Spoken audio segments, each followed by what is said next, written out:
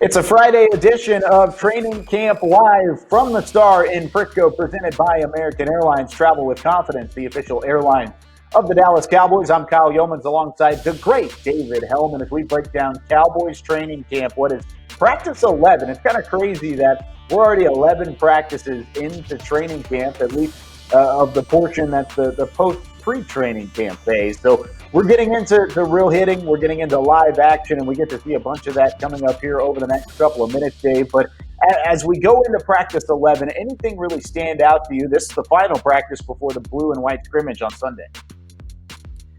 Yeah, I think you kind of took the words out of my mouth. What stands out to me is that not only have we already been doing this for 2 weeks, but in a shortened training camp, I mean, they're done with the install. They're getting into the heavy lifting. It's weird to think that, you're 2 weeks in and you're also 2 weeks away from your first game. So luckily they look pretty crisp because they are running out of time.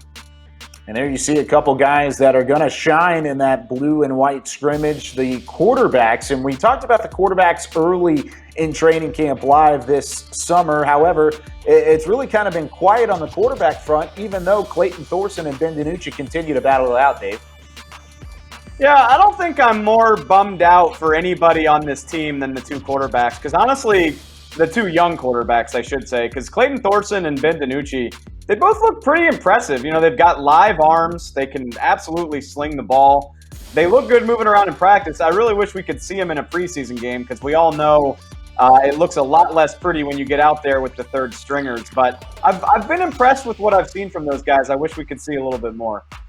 Each of them have very strong arms and good footwork, and you get to see kind of where those footwork come from a little bit just in this drill. They always have this throwing competition throughout practice. The two starting quarterbacks, or I guess the starting quarterback and the backup, Dak Prescott and Andy Dalton, each had quite a bit of 2-minute drill to work on today, and each looked really solid whenever it comes to making the plays and throwing downfield.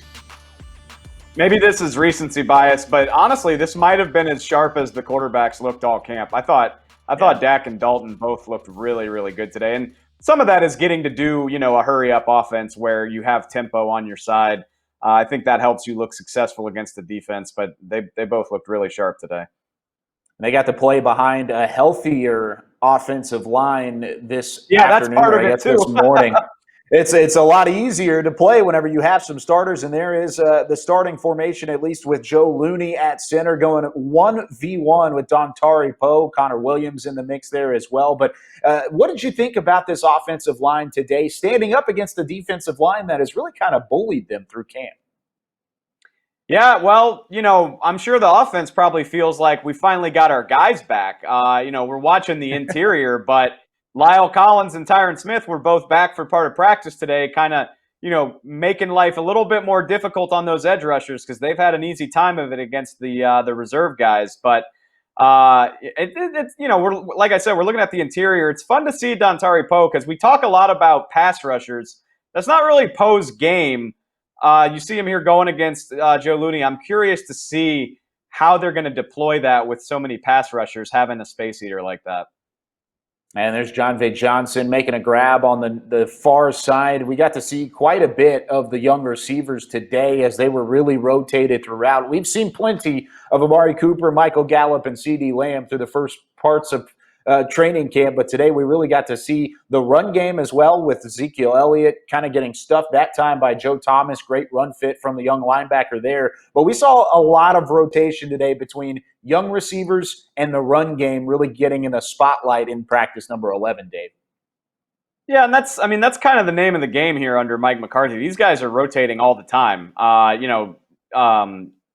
You're watching Parker here, Aaron Parker, which Amari Cooper and CeeDee Lamb hardly did anything today. I can't believe it. Yeah. It looked like the coaching staff gave Lamb a day off, which is typically reserved for, Pro Bowlers. But it's hard to argue with the type of camp he's having, and you obviously create a lot of opportunities for young guys when you do that.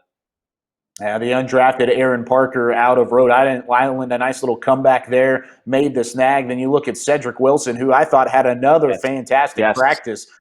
Really starting to distance himself in that fourth wide receiver race a little bit.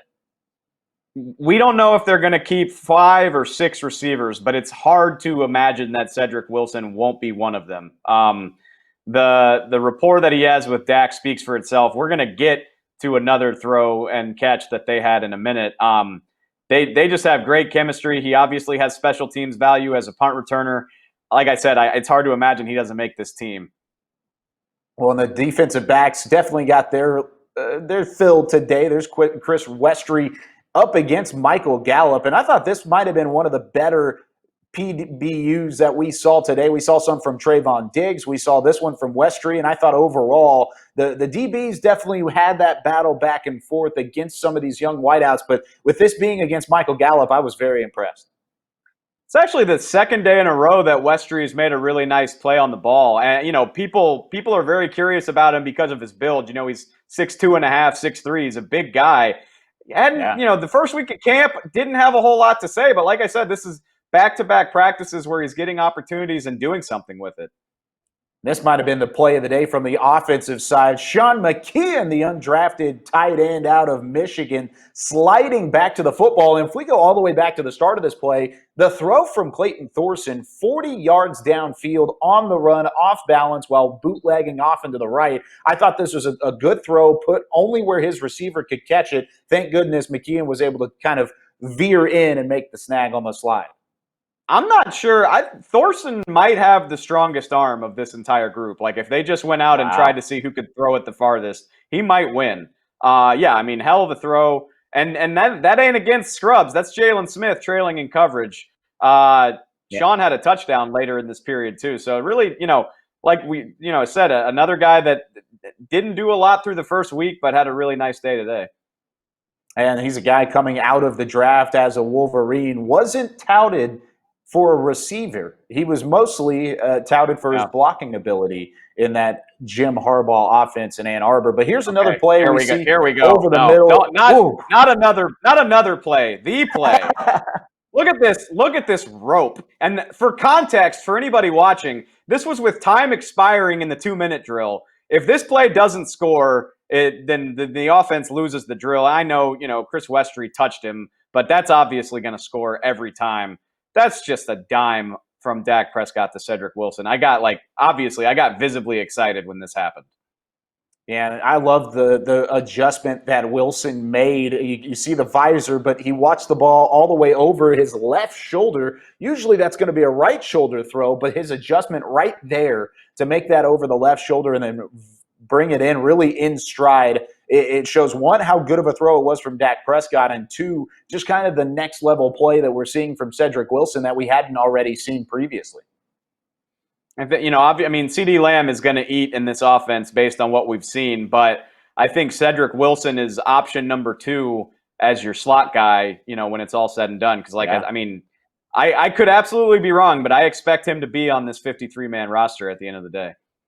It's not the only downfield play we've seen from Cedric Wilson through camp. And we'll cap off things on Training Camp Live today with Andy Dalton avoiding the pressure and then finding Ventrell Bryant back of the end zone. Ventrell Bryant making the snag up against Smith in order to reel that one in for a touchdown. And it's fun to see Andy Dalton working, because even on a throw like this where it's in practice, even though it finds the end zone, he turns around, he lets out a fist pump afterwards. And I thought that was something of note as well.